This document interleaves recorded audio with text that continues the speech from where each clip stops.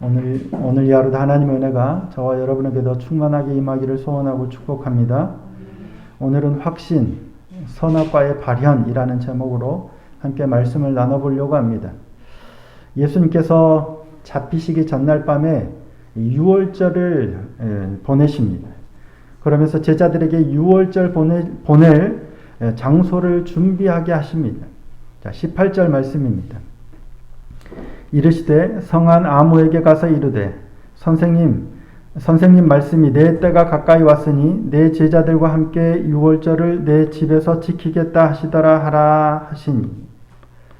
예수님의 말씀은 누군지도 모르는 처음 보는 사람한테 가서 선생님이 말씀하셨는데 네가 준비한 집에서 내가 유월절을 좀 보내야 되겠다라는 말씀이에요. 제자들이 조금 황당하긴 하지만 예수님의 말씀이시니까 그래도 예수님이 시키시는 대로 한 거예요. 근데 진짜로 예수님이 시키신 대로 했더니 일이 그대로 되어지는 거예요. 그래서 그렇게 유월절을 준비합니다. 그리고 준비된 그곳에서 이제 최후의 만찬을 행하시면서 너희 중에 한 사람이 나를 팔 거다 라고 말씀을 하세요. 이 말씀을 듣고 제자들이 몹시 근심하면서 각각 물어보죠. 주여 내니이까? 주여 나는 아니지요? 라고 물어보는 거예요. 근데 황당한 것은 예수님을 팔려고 기회만 엿보는 가룟 유다도 그렇게 똑같이 물어본다는 거예요. 가룟 유다는 어때요? 가서 대제사장들에게 내가 예수를 당신들에게 넘겨줄 테니까 얼마를 주겠느냐? 그래서 이미 은 30을 받고 돌아와서 예수님을 넘겨줄 기회만 지금 보고 있는 상황이에요. 그런데도 불구하고 가룟 유다가 주여, 아니요, 랍비여, 나는 아니지요 라고 물어봤다는 거예요. 유다가 무슨 의도로 이렇게 물어봤을까요? 유다가 예수님께 랍비여, 나는 아니지요 라고 물어본 의도가 뭘까요? 진짜 몰라서 물은 걸까요? 진짜 나 아니죠 라고 물어본 걸까요? 아니면 다른 제자들이 다 그렇게 나는 아니죠 물어보니까 아무 말 안 하고 있으면 뭐예요? 내가 꼭 그 범인이 탈로 날까봐. 그래서 탈로 날까봐 랍비요. 나는 아니죠. 마치 나 아닌 것처럼 탈로 안 들키려고 물어봤을까요? 가룟 유다가 예수님께 이렇게 랍비요. 나는 아니지요. 물어본 시점은 다른 제자들과 좀 다릅니다. 다른 제자들은 예수께서 뭐래요? 너희 중에 한 사람이 나를 팔리라 하시니까 각각 몹시 근심하여 바로 주여 내니이까 주여 내니이까 주여 나는 아니죠 다 물어봤어요. 근데 가룟 유다는 그때 안 물어보고요. 나와 함께 그릇에 손을 넣는 그가 나를 팔리라. 그는 뭐예요? 차라리 태어나지 않았다면 더 좋을 뻔하느니라. 그에게 화가 있을 거다 라고 말씀하시자 물어보는 거예요. 나는 아니죠. 그 전까지는 자기니까 말을 못하고 있는 거예요. 근데 그에게는 화가 있을 거다. 나를 파는 그에게는 화가 있어서 어느 정도 화냐면 차라리 태어나지 않았던 게 더 좋을 뻔한 할 정도의 큰 화가 그에게 있을 거라는 말씀을 들으니까 충격을 먹었던 것 같아요. 그래서 랍비요 나는 아니지요 라고 물어보지 않았을까 싶어요. 이때 가룟 유다는 뻔히 알면서도 물어본 게 아니라요. 순간 멍해졌을 것 같아요. 하얘진 거예요. 내가 예수님이 말씀하시는 저런 저주를, 화를 당하면 안 되는데 나는 그런 사람 아닐 거야. 절대 내가 주님이 말씀하시는 저런 화를 당할 사람이 절대 나는 아닐 거야 라는 그런 마음이 생기지 않았을까 싶어요. 그래서 지금 가룟 유다가 물어보는 건 랍비요 나는 아니죠 라고 하는 게 속이기 위한 게 아니라요. 진짜로 물어보는 거예요. 저 아니죠? 라고 진심으로 물어볼 수도 있다는 거예요. 지금 가룟 유다가 어떤 마음으로 물어봤는지는 모르지만 이게 충분히 가능한 거예요.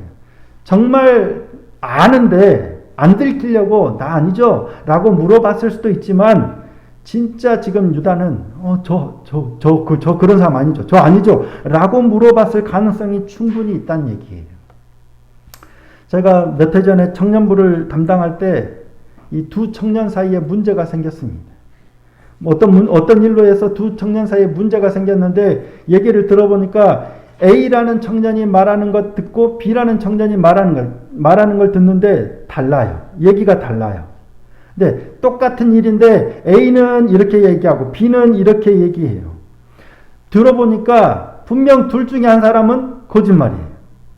왜냐하면 한 사람은 맞고 한 사람은 당연히 거짓말이겠죠. 똑같은 일인데 누군가는 A라고 얘기하고 누군가는 B라고 얘기하니까 분명 둘 중에 한 사람은 거짓말이에요. 근데 제가 느끼기에는 둘 다 자기는 거짓말을 안 하는 거예요. 제가 보면 분명히 둘 중에 하나는 100%, 둘 중에 하나는 틀림없이 거짓말인데 둘 다 자기가 거짓말을 하고 있다고 생각지를 않는 거예요.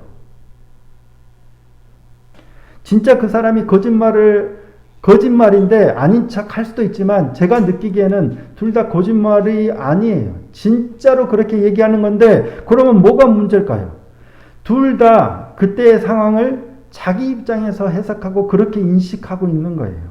분명히 A라고 말을 했는데 A는 다르게 받아들이고 B는 아예 자기가 한 말도 기억을 못하는 거예요.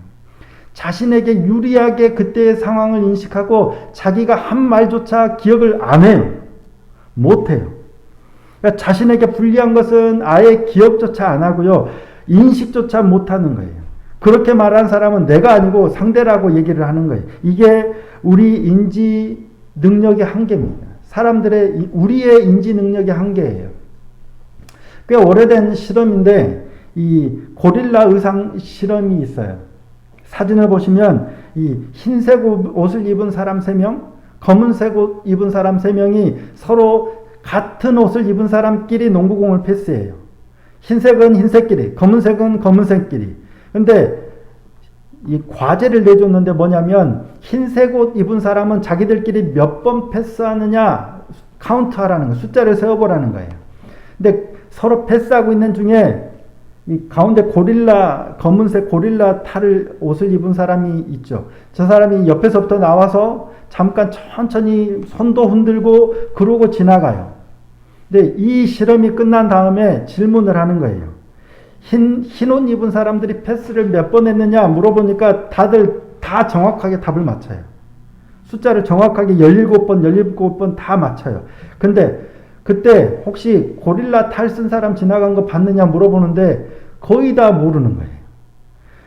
아주 순간 휙 지나가는 것도 아니고요. 이거 하고 있는 동안 천천히 나와서 손까지 다 흔들고 지나갔는데도 나온지도 모르는 거예요. 이유가 뭐예요? 내가 지금 흰옷 입은 사람이 패스하는 거에만 집중하고 있으니까 모르는 거예요. 이게 선택적 주의, 내가 보고자 하는 선택적 주의로 인한 인지 왜곡이라고 하는 겁니다. 근데 나는 확신해요. 고릴라 지나간 적이 없다는 거예요. 왜? 내가 눈 뜨고 계속 보고 있었잖아요. 근데 고릴라 지나간 적이 없어요. 내가 봤으니까, 내가 경험했으니까. 그래서 나는 확신해. 고릴라는 지나간 적이 없다라고 확신하는데 진실은 뭐예요? 고릴라가 지나갔어요.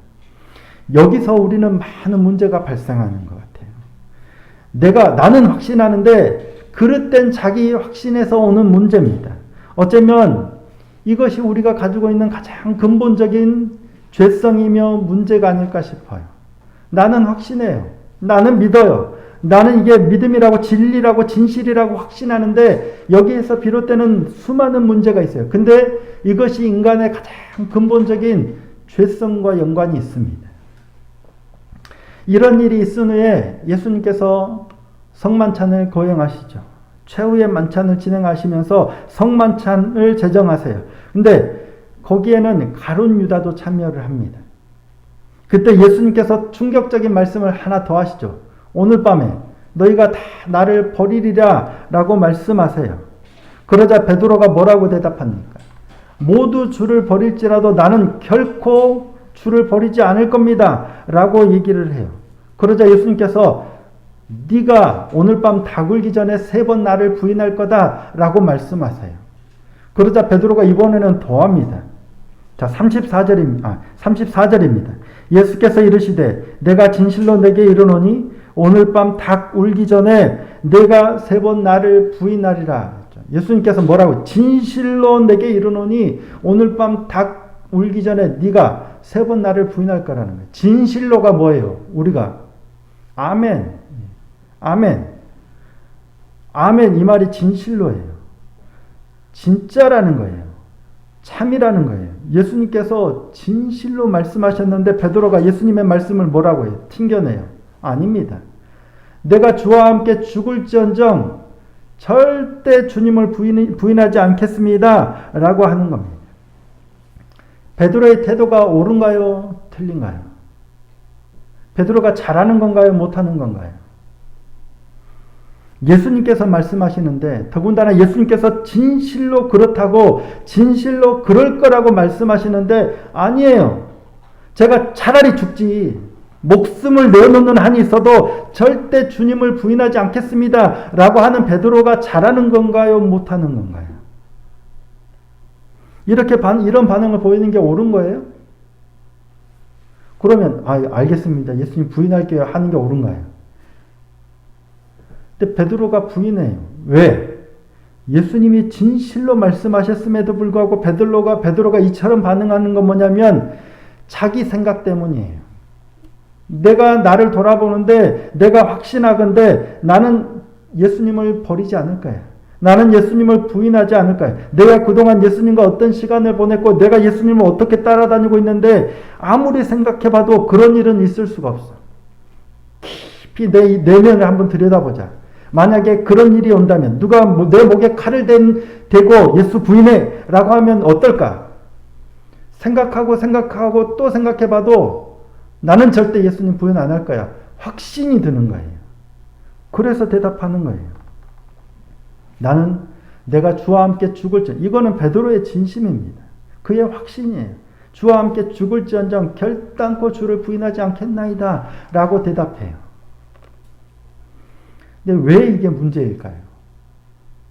6월절을 준비하는 과정에서는 예수님께서 성 안에서 아무나 만나면 물동이를, 오늘 우리에게는 우리 본문에는 나오지 않았지만 물동이를 지고 가는 한 사람을 만날 텐데 그를 따라가서 그에게 얘기하라고 해요. 그 사람 몰라요. 누군지도. 잘 아는 사람 누구라고 정확하게 얘기도 안 하시는데 그렇게 말씀하시는데 그들이 예수님이 시키시는 대로 해요. 왜? 내가 예측할 수 없는 일이에요.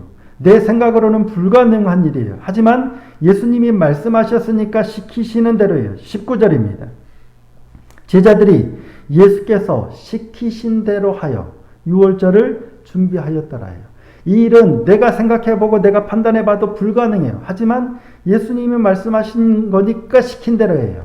근데 내가 버리는 것, 내가 부인하는 것, 내가 어떤 일을 하는 것은 내 생각으로 가늠이 돼요. 그리고 선택을 누가 할 수 있어요? 내가 할 수 있어요. 저 사람이 6월절 준비하는 거, 자기 집 내주는 거, 방 내주는 건 내가 어떻게 할 수 안 돼요. 근데 내가 예수님을 부인하고 예수님을 모른 척하고 예수님을 버리는 건 내가 얼마든지 결정할 수 있어요. 선택할 수 있어요. 그러니까 내가 생각해보고 결정하고 판단이 되니까 확신하는 거예요. 나는 주님을 버리지도 않고 주님을 부인하지도 않을 거라고 확신하는 거예요. 그래서 예수님께서 진실로 너희가 다 오늘 밤 나를 버리리라, 너 오늘 밤 나를 3번 부인하리라 하셨는데도 불구하고 절대 아닙니다 라고 하는 거예요. 예수님께서 틀린 건가요? 근데 왜 이런 반응이 나타나냐면 자기 확신 때문이에요. 성경에서 확신의 위치는 전에도 한번 제가 이 부분으로 설교를 드렸던 것 같은데 성경에 틀림없이 라고 기록된 단어를 찾으면 우리말 번역으로는 6번이 나옵니다. 틀림없이. 자, 창세기 44장 28절입니다. 창세기 44장 28절 함께 한번 읽어볼까요? 자, 시작. 하나는 내게서 나갔으므로 내가 말하기를 틀림없이 찢겨 죽었다 하고 내가 지금까지 그를 보지 못하거늘. 이게 무슨 장면이에요? 야곱이 요셉의 채색옷, 찢겨진 채색옷을 보고 아이고 내 아들이 틀림없이 짐승에게 찢겨 죽었구나 라고 생각했다는 거예요. 요셉이 죽었어요? 안 죽었어요? 안 죽었잖아요. 근데 성경에 이처럼 틀림없이라고 번역된 게 6번 있어요. 근데 한 번도 자기 확신대로 자기 확신이 맞은 적이 없어요. 욥기에서도 그렇고 사탄이 틀림없이 그가 주를 하나님을 부인하지 않겠나이까? 아니에요. 부인 안 해요. 그런 식의 성경에는 6번 나오지만 히브리어로 아크라고 해요. 확실히, 분명히, 틀림없이. 확신의 불변사예요. 근데 확신의 불변사가 6번 나오지만 내가 확신한 것과 다 반대예요. 성경이 왜 이걸 보여줄까요? 우리의 확신은 믿을 게 못 돼요. 우리의 확신이 얼마나 어리석은 건지를 보여주는 거예요. 6번 중에 한 번이라도 내가 틀림없이라고 한 것 중에 맞은 게 있으면 그나마 다행인데 그것도 없어요. 그 위험성을 잘 인식해야 합니다. 내게 확신이 있을 때 더 위험한 거예요. 우리는 스스로 절대 확신할 수 없는 죄인일 뿐입니다. 내 스스로가 내 자신이 나는 이거 틀림없어 확신하는 것 잘못될 위험이 엄청 많아요. 인간의 가장 근본적인 죄성이 자기 확신이에요. 왜 그러냐면 인간이 저지른 첫 번째 범죄가 뭐예요? 선악과를 먹은 거죠. 선악을 알게 하는 나무의 열매를 먹은 겁니다. 하루는 뱀이 하와에게 다가와서 물어보죠. 야, 하나님이 진짜 동산에 있는 열매 다 먹지 말라고 하셨냐? 아니다. 다 먹으라고 하셨는데 동산 중앙에 있는 나무 그 열매만 먹지 말라고 하셨다라고 해요. 이에 뱀이 뭐라고 합니까? 자, 창세기 3장 4절입니다. 뱀이 여자에게 이르되 너희가 결코 죽지 아니하리라. 절대 죽지 않는다는 거예요. 확신이죠. 너희가 그것을 먹는 날에는 너희 눈이 밝아져 하나님과 같이 되어 선악을 할 줄 하나님의 아심이니라. 그 말을 듣고 하와가 그 나무를 보자. 확신에 찬 뱀의 말을 듣고 나무를 보자. 어떻게 돼요? 자, 3장 6절입니다. 여자가 그 나무를 본즉 먹음직도 하고 보암직도 하고 지혜롭게 할 만큼 탐스럽기도 한 나무인지라. 여자가 그 열매를 따먹고 자기와 함께 있는 남편에게도 주매 그도 먹은지라.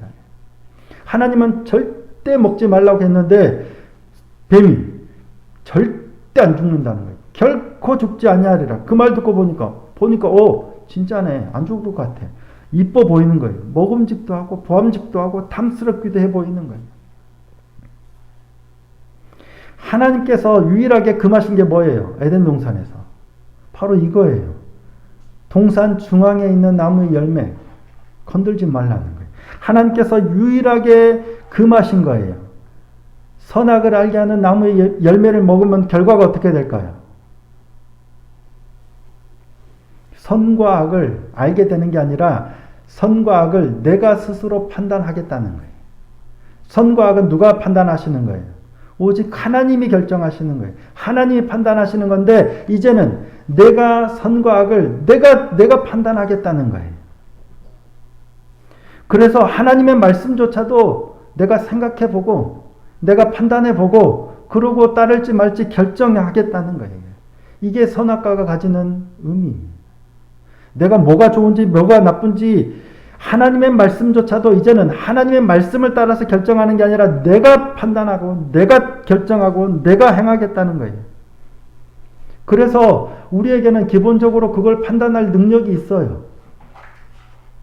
진짜인지 아닌지는 모르겠지만 진실인지 아닌지는 모르겠지만 기본적으로 우리는 그걸 판단하는 능력이 있어요. 그래서 자꾸만 판단하려고 합니다. 예수님께서 세례를 받으러 오시자 세례 요한이 뭐라고 얘기합니까?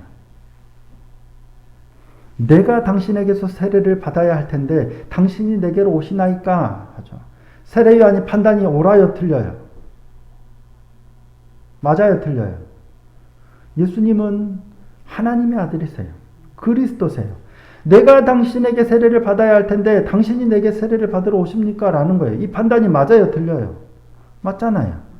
이게 우리의 판단이에요. 요한의 생각이 맞아요. 우리는 기본적으로 이처럼 생각하고 판단할 능력이 있어요. 근데 이게 맞아요, 틀려요? 맞는지 틀린지는 우리가 결정하는 게 아니라 하나님이 결정하시는 거예요. 근데 자꾸 우리는 내가 판단해 보니까 이게 맞아요. 틀림없네요. 결코예요. 절대 주님 안 버리겠습니다. 죽을지언정 안 버리겠습니다. 절대 내 발을 씻길 수 없나이다. 절대 내게 세례 주실 수 없나이다. 이게 우리의 판단이에요. 확신하는 거예요. 아무리 생각해봐도 내가 아는 지식으로는, 내가 아는 수준으로는 그게 맞아요. 근데 예수님 뭐라고 하세요? 마태복음 3장 15절입니다. 함께 한번 읽어보겠습니다. 시작. 예수께서 대답하여 이르시되 이제 허락하라. 우리가 이와 같이 하여 모든 의를 이루는 것이 합당하니라 하시니 이에 요한이 허락하는지라. 이에 요한이 허락하는지라. 이게 중요한 거예요. 우리는 하나님이 기본적으로 자유의지도 주셨고 판단할 능력도 주셨어요. 그래서 기본적으로 어떤 일들이 있으면 생각해보고 판단하게 돼요. 그게 문제가 아니라요. 중요한 건 이게 하나님 앞에 옳은지 그른지를 확인해야 돼요. 나는 제 아무리 옳다라고 확신하고 100% 확신해. 그렇다 할지라도 하나님이 아니라고 하면 아닌 거예요. 이에 허락해야 되는데 우리는 이게 잘 안 되는 거예요. 아무리 생각해봐도 하나님이 말씀하셨어도 예수님께서 네가 나를 부인한다 하면 진실로 말씀하셨으면 그게 진리인데도 불구하고 아무리 생각해봐도 나는 그렇지 않은 것 같아요. 내 생각과 내 판단이 더 앞서는 거예요. 더 확실한 거예요. 그래서 내 확신이 위험한 겁니다. 모를 때는 차라리 예수님께서 시키는 대로 해요. 내가 잘 모르는 건데. 그런가 보다. 모를 때는, 확신이 안 설 때는 오히려 예수님이 시키시는 대로 하는데 확신이 설 때는 예수님이 시켜도 안 한다니까요. 그래서 우리에게 필요한 게 뭐예요? 그래서 기도해야 하는 겁니다. 말씀 앞에서 분별하고 그래서 이게 하나님의 말씀이다 라고 확신이 서면 기도해야 하는 거예요. 하나님의 뜻은 너무나도 분명해요. 예수님 말씀하셨잖아요. 네가 나를 부인하리라. 너희가 나를 버리리라. 이렇게 하라. 주님께서는 늘 말씀하세요. 부산에다 개척해라. 근데 자꾸만 나는 아니야. 이게 잘 될 것 같아. 이게 확실한 것 같아. 계속 이게 내가 원대로 해요. 그래서 우리가 기도할 때 뭐라고요? 아버지여 내 원대로 마시옵고 아버지의 원대로 하옵소서. 또 똑같이 기도하시는데 뭐라고 기도하셨어요?